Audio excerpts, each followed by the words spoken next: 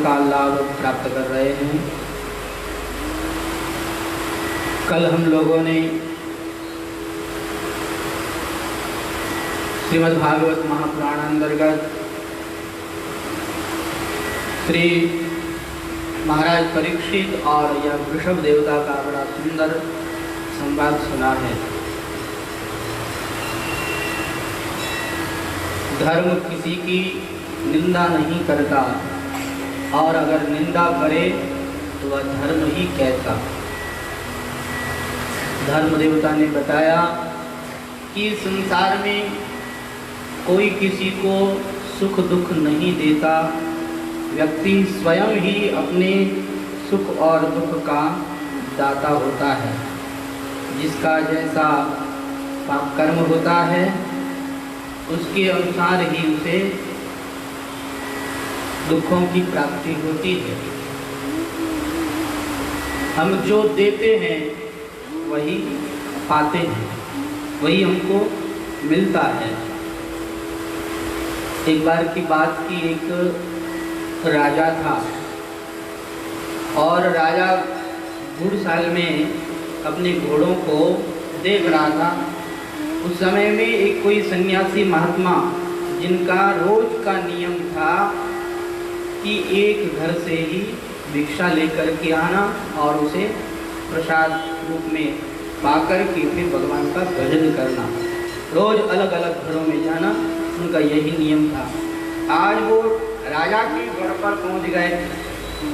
राजा के पास में पहुंच करके राजा से भिक्षा मांगी तो राजा ने बड़ी दुष्टता करते हुए घोड़े का लीद उनके पात्र में डाल दिया और वो सन्यासी महात्मा उसे ही लेकर के चले गए और सदा की भांति उन्होंने उसको ही भोग लगा करके और उसे पा लिया।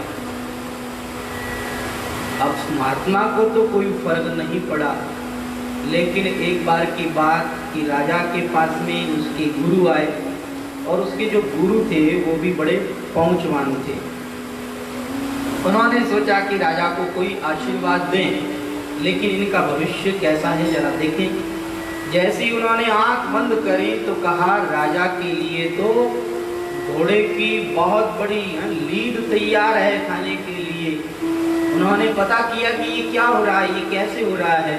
उन्हें सब कुछ पता लग गया और उन्होंने राजा को एकांत में बुला करके ये सब बातें बताई और राजा उन सब बातों को सुन करके घबरा गया। कहा, तुमने इस प्रकार से एक सन्यासी महात्मा का अपराध किया था, उनको तुमने भिक्षा में लीद दी थी और देखो सतपात्र को दिया हुआ दान हमेशा बढ़ता ही है। भले ही तुमने घोड़े की लीद दान में दी, लेकिन वो महात्मा सतपात्र थे, सच्चे संत थे, उनको दिया हुआ वह लीद तुम्हारा रोज बढ़ता ही जा रहा है और राजन वो तुम्हें खाना पड़ेगा। अब तो राजा घबरा गया। कहा, महाराज आप सच्चे संत हो, आप समर्थ महापुरुष हो, ऐसी कोई कृपा करो कि जिससे मुझे वह खाना नहीं पड़े। उन्होंने कहा, एक काम करो, अगर तुम अपनी झूठी निंदा करवाओ, तुम्हारी अगर सारे प्रजा के लोग निंदा करें तो जो जो निंदा करेंगे उनको वाली खानी पड़ेगी, तो तुम्हारी बोली कम हो जाएगी। इसलिए यह बात किसी को नहीं बताना है, तुम अपनी झूठी निंदा करवाओ। तो उस राजा ने राजकाज तो त्याग दिया और एकांत में किसी दूसरी स्त्री के साथ में वो रहने लगे और रोज शराब आदि मंगाने लगे। अब राजा ऐसे नहीं थे, केवल झूठा नाटक ही कर रहे थे, लेकिन लोगों ने जब यह दृश्य देखा तो लोगों ने कहा, अरे अच्छा धर्मात्मा राजा था, लेकिन इस राजा की तो बुद्धि भ्रष्ट हो गई। अरे राजा तो ऐसी हो गया, अरे राजा ऐसे कैसे काम करने लगा, शराब पीने लगा।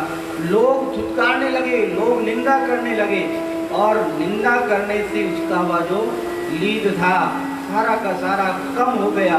लेकिन जितना लीद उन्होंने दान में दिया था वो लीद बाकी पड़ा हुआ है। अब वो महात्मा आए और आकर के कहने लगे, देखो राजन, तुमने अपनी झूठी निंदा तो करवा ली, जिसके द्वारा तुम्हारा सारा लीद लोगों में बट गया। लेकिन अभी भी उतना बाकी है जितना तुमने दिया था। वो बाकी इसलिए है कि तुम्हारी प्रजा के अंदर एक प्रजा ऐसी है, एक व्यक्ति ऐसा है जो किसी की भी निंदा नहीं करता है, इस कारण वो बच गया है। अगर तुम उसके द्वारा भी निंदा करवा लो तो तुम्हें वो लीद भी नहीं खानी पड़ेगी। उसने कहा ये कैसे संभव है, वो तो सत्य व्यक्ति है, उसे हम कैसे निंदा करवाएं। कहा जाओ तुम अपना प्रयास करो। तो राजा उस लोहार के पास में एक नौकर का रूप बना करके चला गया और कहने लगा मुझे अपनी नौकरी में रख लो। ज़्यादा ज़बरदस्ती करने लगा और ज़्यादा जिद करने लगा, तो उस लोहार ने अपनी सेवा में, अपनी नौकरी में उसको रख लिया, अपने काम में उसको रख लिया। हुआ ये कि राजा रोज किसी न किसी बहाने से राजा की निंदा करते और कहते कि यहाँ का राजा कैसा है, अरे इतना एरियासी राजा है, प्रजा लोग कैसे सहन कर रही है। लेकिन वो लोहार बड़ा सत्यवादी था, कभी भी वह राजा की निंदा नहीं करता। बहुत प्रयास करने के बाद में भी कभी उसने राजा की निंदा नहीं की। और उस लोहार ने कहा कि ये व्यक्ति बार बार राजा की निंदा क्यों करता है, कुछ तो गड़बड़ है। अब देखो वो सत्य प्रतिज्ञा था, सत्य का पालन करने वाला, इसलिए उसे सब कुछ पता लग गया। और उसने कहा कि तुम भी मेरे से राजा की निंदा करवा करके और मुझे वो लीद खिलाना चाहते हो, मैं नहीं खाने वाला वो लीद, मैं नहीं झूठ बोलने वाला, मैं नहीं निंदा करने वाला। अब तो राजा को बड़ा आश्चर्य हुआ, कहा ये साधारण व्यक्ति और ये सब कुछ जानता है। राजा को बड़ा आश्चर्य हुआ। राजा वहाँ से कुछ बहाना बना करके अपने राजमहल में चला गया और अपने राजगुरु को जाकर के सब कुछ हाल बता दिया। अब तो राजगुरु ने कहा कि अब तो वो लीद तुम्हें खानी ही पड़ेगी, तुमने दी क्यों थी, तुमने दी तो उसे खानी पड़ेगी। अब राजा ने उसे खाया और फिर राजा ने एकांतवास का त्याग कर दिया, अपनी प्रजा के अंदर रहने लग गया और अपनी प्रजा में उसने फिर से वापस अपनी प्रशंसा करवा ली। क्योंकि राजा तो गलत था नहीं, उसने तो एक गलत बनने का स्वांग रचाया था, वैसे के वैसे वापस वही धर्मात्मा राजा बन गया। सब लोग उसकी बड़ी प्रशंसा करने लग गए। तो कहने का मतलब यह है कि धर्मात्मा होने पर भी उसने संत को लीद दिया तो उसे उस लीद को खाना ही पड़ा। अगर आप किसी के साथ कुछ भी बुरा व्यवहार करते हैं तो वो लौट करके आपके पास ही आएगा, आपको वही व्यवहार सहन करना ही पड़ेगा। इसीलिए हमारे शास्त्रों में यह कहा गया है कि सुख दीने सुख होता है, दुख दीने दुख होए। चार वेद चहुं शास्त्र में बात मिली है दो ही बातें हैं चारों वेद और चहुं शास्त्र में। क्या कि दुख दीने दुख होता है, सुख दीने सुख होए। अगर आप सुख चाहते हैं तो लोगों को भी सुख दें, अगर आप दुख चाहते हैं तो लोगों को दुख दें।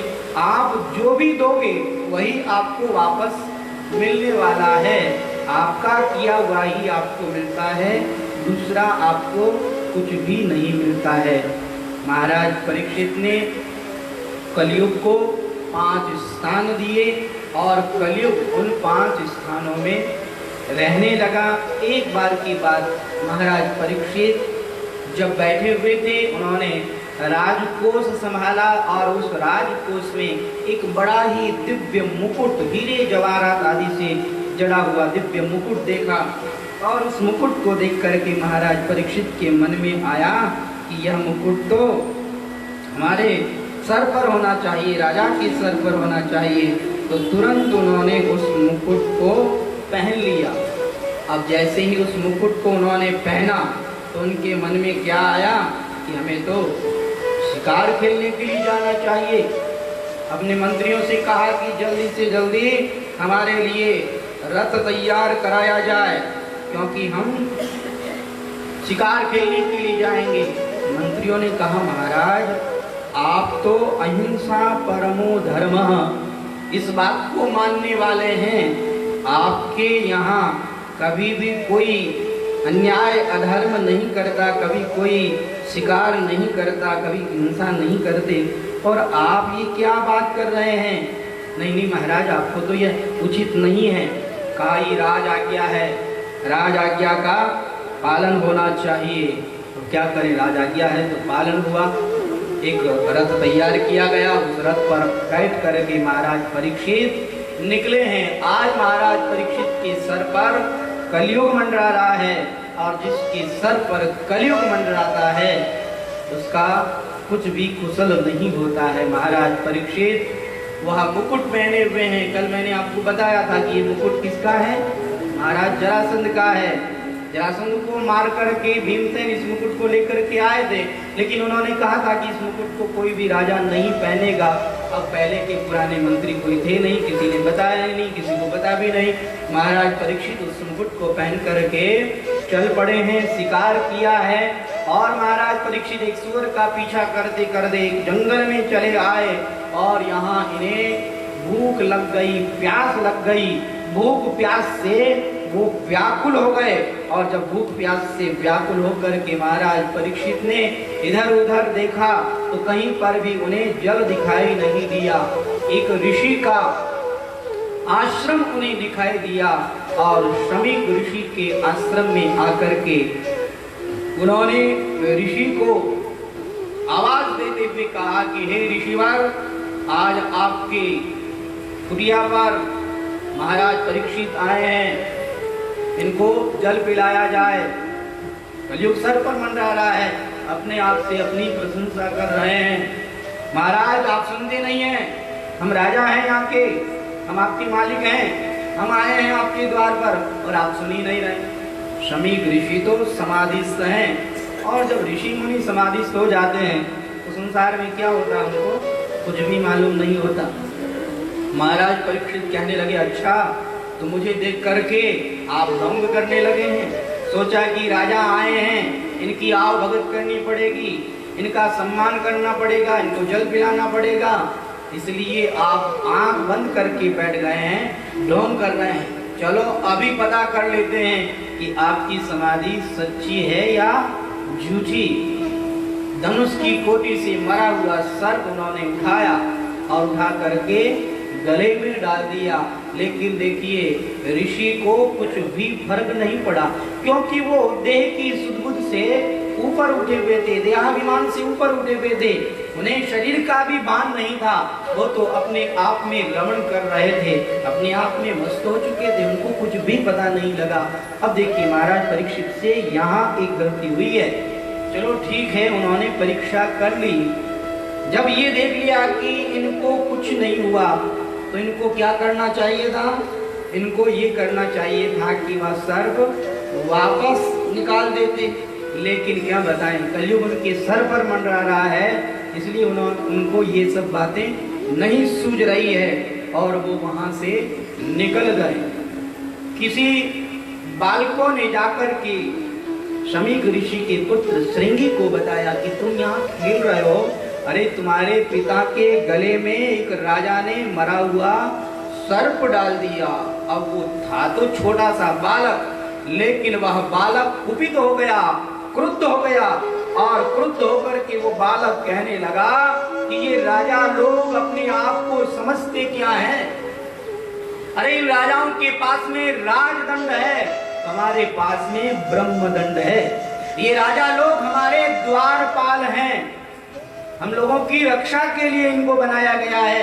ये लोग हमारे नौकर हैं, लेकिन नौकर होकर के ये हमारे सर पे चढ़ गए। इन्होंने इतना बड़ा अपराध कर दिया, मेरे पिता के गले में मरा हुआ सर्प डाल दिया। ये अपने आप को समझते क्या हैं? आज मैं इनको बताना चाहूंगा कि राजदंड से भी बड़ा ब्रह्मदंड होता है। कोसी की नदी का जल लेकर के और मंत्र का जप करके उन्होंने उस जल को छोड़ा और कहा कि जिस दुष्ट राजा ने मेरे पिता के गले में मरा हुआ सर्प डाला है, वह आज के 7वें दिन बाद जीवित तक्षक नाग डसने से मर जाएगा। ऐसा भयंकर शाप दे करके श्रृंगी ऋषि अपने पिता के पास में आ गए और पिता के चरणों में प्रणाम करके रोने लगे। और जैसे ही श्रृंगी रोने लगा, अब उनकी समाधि टूटी। अरे मेरे गले में ये सर्प किसने डाल दिया? तुरंत बाहर फेंका। स्नान न किया और अपने बालक से पूछने लगे तुम रोते क्यों हो? तो कहा महाराज मैं रो रहा हूँ उसका कारण यह सर्प है। देखो किसी दुष्ट राजा ने आपके गले में मरा हुआ सर्प डाल दिया, लेकिन महाराज मैं भी कम नहीं हूँ। मैंने उस राजा को यह श्राप दे दिया है कि आज के 7वें दिन बाद जीवित तक्षक नाग डसने से उसकी मौत हो जाएगी, मृत्यु हो जाएगी। जैसे ही शमीक ऋषि ने आंख बंद करी और उन्होंने क्या देखा कि यहाँ तो महाराज परीक्षित आए थे। अरे क्या कर दिया तुमने, ये परीक्षित को श्राप दे दिया। अरे तुम्हें पता होना चाहिए परीक्षित ब्राह्मण भक्त है, परीक्षित गो भक्त है, परीक्षित भगवत भक्त है। ऐसे भगवत भक्त राजा को तुमने श्राप देकर के अच्छा नहीं किया है। देखो राजा ईश्वर का रूप होता है, भगवान का रूप होता है, और तुमने उसी राजा को श्राप दे डाला। नहीं, ये अच्छा नहीं किया। देखो किसी कारणवश महाराज परीक्षित से ये गलती हो गई, उनका इसमें कोई दोष नहीं है, और इतनी छोटी सी गलती का इतना बड़ा भारी दंड तुमने दे दिया। सच कहा है कि बालकों के हाथ में कोई कीमती वस्तु नहीं देनी चाहिए। मैंने तुमको अपना तपोबल दे दिया और तुमने उस तपोबल का दुरुपयोग किया है। देखो क्रोध पर क्रोध की विजय नहीं, क्रोध पर क्षमा की विजय होती है। अगर कोई डाकू किसी दूसरे डाकू को मार दे, कोई दुष्ट किसी दूसरे दुष्ट को मार देवे, इसमें कौन सी बड़ी भारी प्रशंसा है? कोई बड़ी बात नहीं है, ये तो चलता ही रहता है। क्रोध पर क्रोध की विजय नहीं, क्रोध पर क्षमा की विजय होती है। कोई अगर अपराध करे तो जो क्षमा करने वाला है उसी को ही बड़ा माना जाता है। इसलिए क्रोध पर क्षमा की विजय होती है।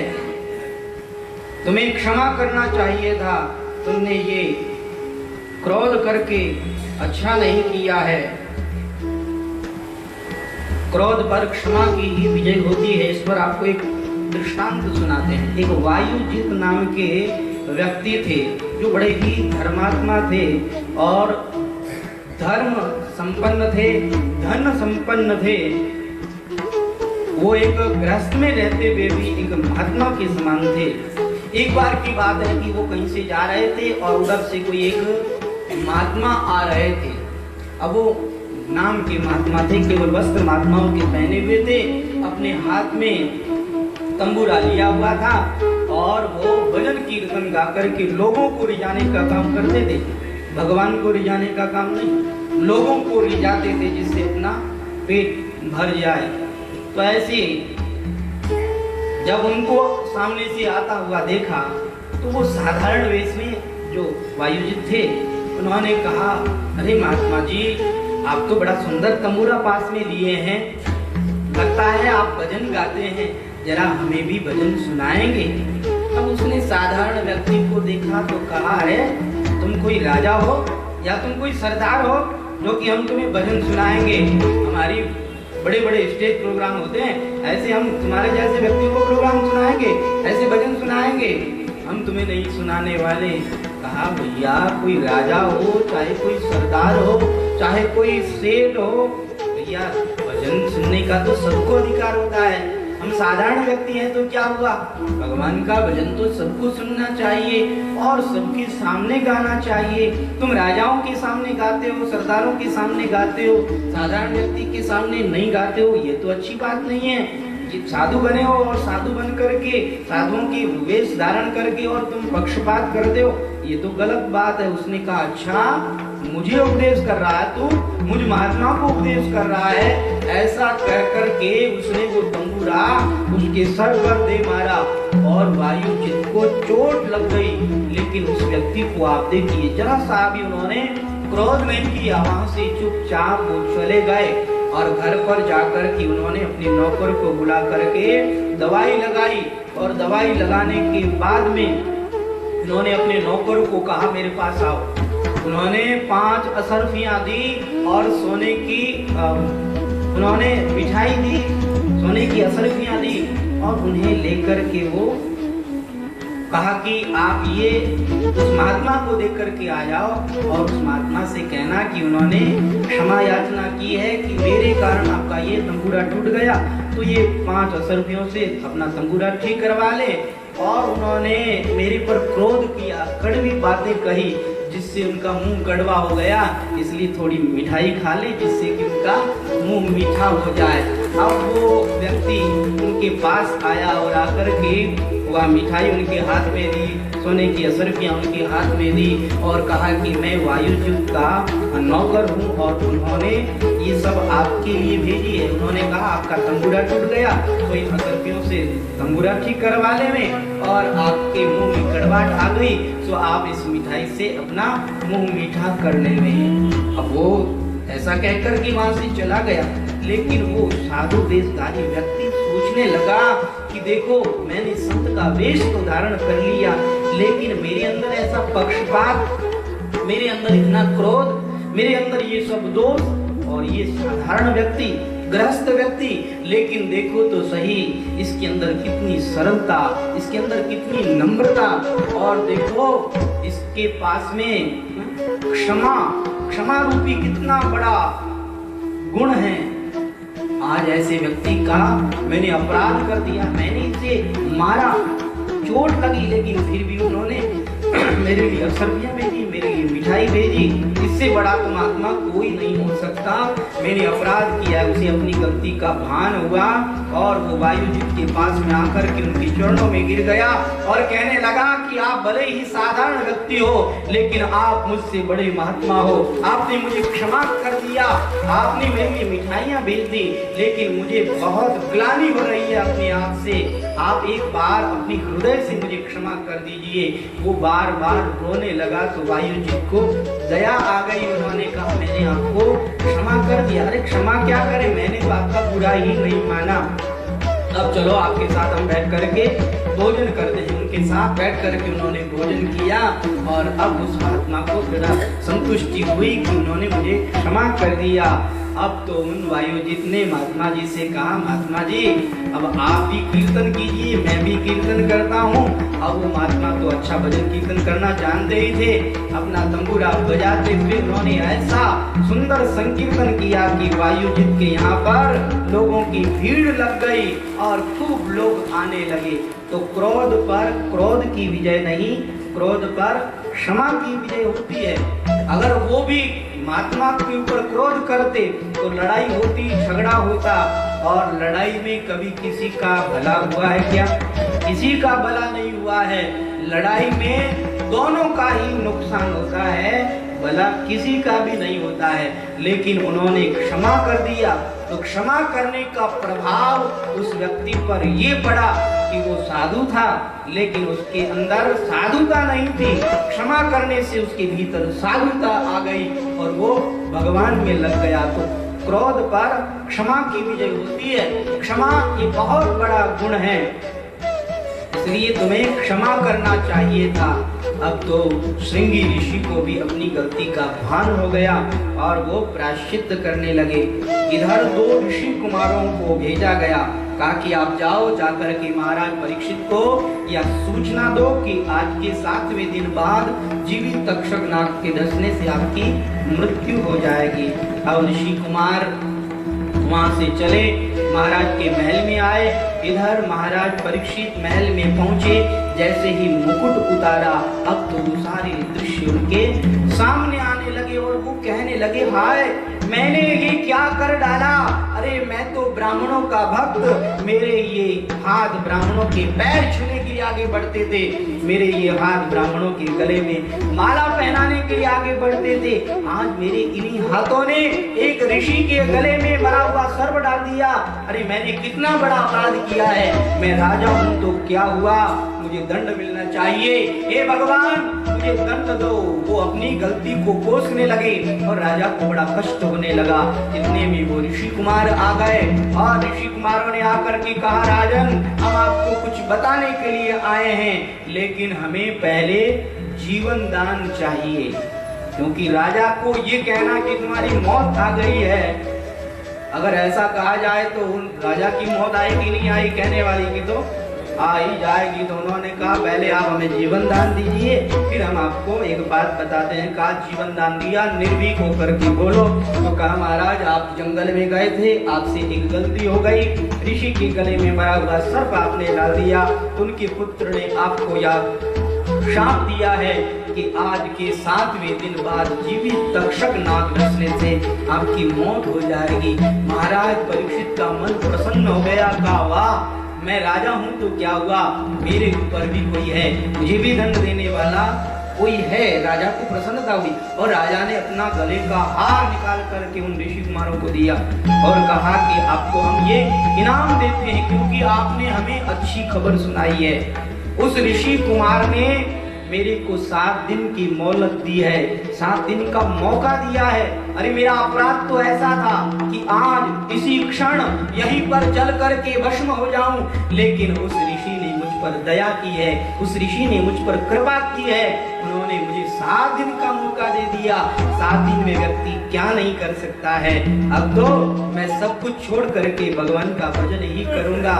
सब कुछ छोड़ दिया, जन्मेजय को राजगद्दी पर बिठा दिया और जन्मेजय को राजगद्दी पर बिठा करके महाराज परीक्षित तपस्वी का वेश धारण करके अनशन व्रत लेकर के गंगा जी के किनारे आकर के बैठ गए हैं। इस संसार के ऋषि मुनि महात्माओं ने जब सुना कि महाराज परीक्षित को इस तरह से श्राप मिल गया है, अब तो वो ऋषि मुनि सब महाराज परीक्षित को आकर के सांत्वना देते हैं। महाराज आप चिंता मत कीजिए, हम आपके साथ हैं, हम आपके पास रहेंगे, आपको हम तरह तरह के अनुष्ठान कराएंगे और आपको हम भगवान के भजन करने की विधि बताएंगे। इस तरह से वो संत महात्मा ऋषि मुनि सब उनको सांत्वना देते हैं और उन सभी ऋषि मुनियों को महाराज परीक्षित बार बार प्रणाम करते हैं और कहते हैं वाह भगवान, आज आप सब संतों की मुझ पर कृपा हो रही है।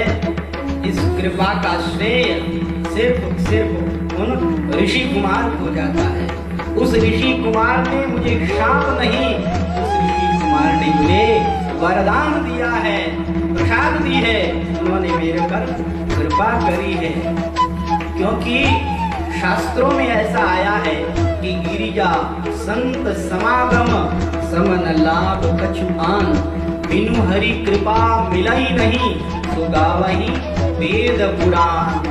शंकर भगवान कहते हैं गिरिजा संतों का समागम बिना भगवान की कृपा के नहीं मिलता। जिस पर भगवान की कृपा होती है उसी को ही संत समागम प्राप्त होता है। तो मेरे पर उस ऋषि कुमार ने कृपा करी, जो कि आज मुझे एक नहीं हजारों संतों का दर्शन मिल रहा है, हजारों संतों का समागम मिल रहा है। ये मेरे पर उन्होंने बहुत बड़ी भारी कृपा करी है। अब तो महाराज आप हमें एक बात बता दीजिए, कहा क्या का मरणासन्न व्यक्ति को क्या करना चाहिए।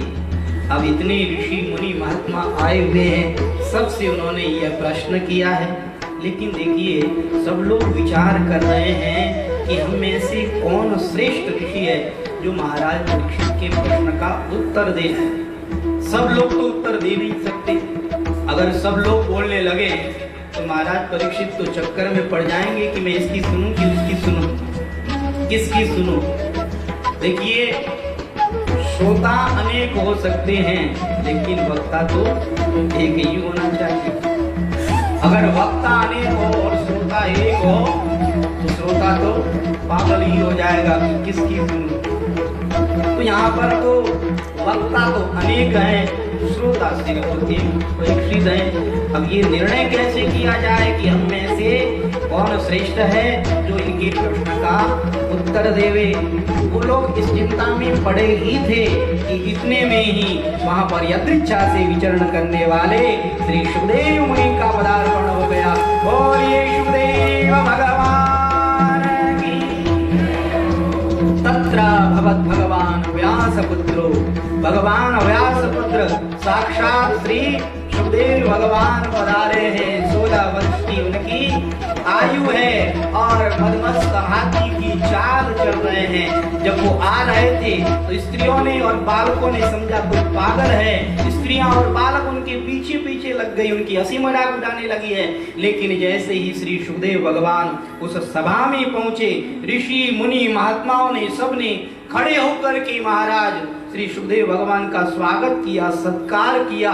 तब वो बालक और स्त्रियां, उन्होंने सोचा हम जिसको पागल समझ रहे हैं ये कोई पागल नहीं, ये तो कोई बहुत बड़ा उच्च कोटि का महापुरुष है। सब लोग वहां से डर करके भाग गए और ऋषि मुनि महात्माओं ने महाराज परीक्षित को कहा, देखो तुम्हारे घर पर, तुम्हारे यहाँ पर साक्षात श्री सुखदेव भगवान पधारे हैं, तुम्हारे पर कृपा करने के लिए साक्षात सुखदेव भगवान पधारे हैं, चलो उनको प्रणाम करो। महाराज परीक्षित उठे, श्री सुखदेव मुनि के श्री चरण कमलों में प्रणाम किया और श्री सुखदेव मुनि का उन्होंने पाद प्रक्षालन किया, चरण धोए और चरण धो करके चरणामृत को लिया और चरणामृत लेकर के श्री महाराज परीक्षित सुखदेव भगवान के श्री चरणों में बार बार विनती कर रहे हैं, प्रार्थना कर रहे हैं और प्रार्थना करते हुए कह रहे हैं कि मैं तो अर्ज करूं गुराथान